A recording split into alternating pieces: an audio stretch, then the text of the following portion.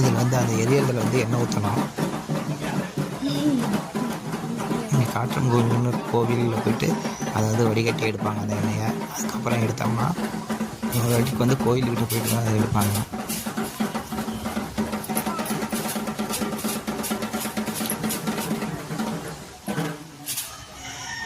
பாருங்கள், எண்ணெய் ஊற்ற போகிறோம்.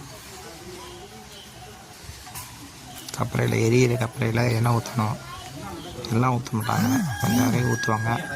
பாக்கிய அங்கே ஒரு வாளி இருக்கும், வாளியில் ஊற்றிடணும். கடல் தெரிக்குது பாருங்கள் அப்படின்னு. நாங்கள் மாலை போட போகிறோம்.